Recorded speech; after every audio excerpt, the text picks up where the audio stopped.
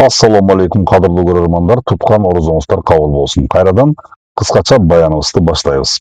Каналыбызга каттала кетиңиздер. Урматтуу достор, бүгүн биздин коом ооруп жаткандыгын баарыбыз сезүүдөбүз. Бул эң коркунучтуу оору намыстын жоголушу. Бүгүн зына кылуу уят эмес, күнүмдүк көрүнүшкө айланды. Бүгүн пара алуу, пара берүү уят эмес, маселе чечүүнүн жолу болуп калды. Бүгүн улууларды мазактоо уят эмес. Биз толук эркиндикте жашап калдык. Бул көрүнүштөр өнүгүү эмес, бул трагедия, бул жоголуу. Пайгамбарыбыз саллаллаху алейхи вассаламдын айтканы Сахих Бухариде эскерилет. Эгер уялбасаң, каалаганыңды кыла бер. Бул сөздүн артында чоң коркунуч бар. Анткени уят кетсе, намыс кетет. Ал эми намыс кетсе, адамды эч нерсе токтотпой калат. Бүгүн карагыла, күнөөлөр жашыруун эмес, социалдык тармактарда ачык көрсөтүшөт. Жаштар арам мамилени мактанып жарыялашат. Аял эркек ортосунда урмат сый жоголду.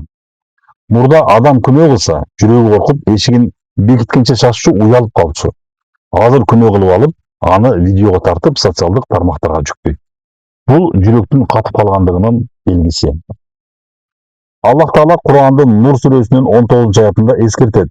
Чынында жаман иштердин жайылышын каалагандар үчүн оор азап бар. Күнөөнү кылуу бир жамандык, аны жайылтуу андан дагы оор жамандык. Намыс деген эмне?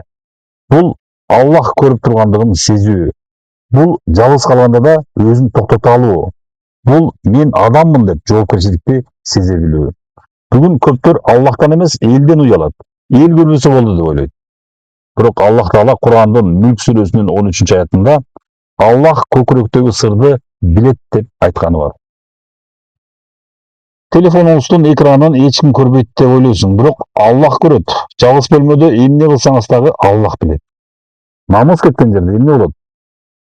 Үй бүлө бузулат. Балдар тарбиясыз өсөт. Пара берүү кадимки нерсеге айланат. Зына статистика эмес, реалдуу нерсеге болуп калат. Андан кийин биз сурайбыз: эмне үчүн береке жок? Береке намыс бар жерге келет. Береке ыйман бар жерге келет. Пайгамбарыбыз Сахих Бухари Муслимде уят ыймандын бир бутагы деп айтат. Демек, уят азайса, ыйман азаят. Ыйман азайса, коом кулайт. Имарат сыртынан кооз болушу мүмкүн, бирок пайдубалы бош болсо, сөзсүз урайт. Биздин пайдубал бул намыс.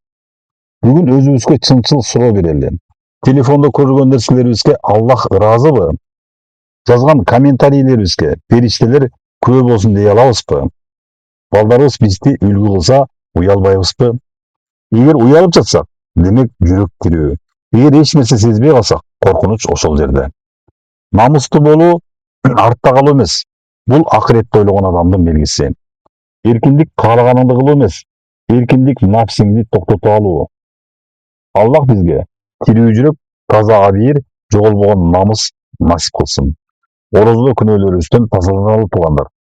Орозоңуздар кабыл болсун. Кайрадан көрүшкөнчө саламатта болуңуздар.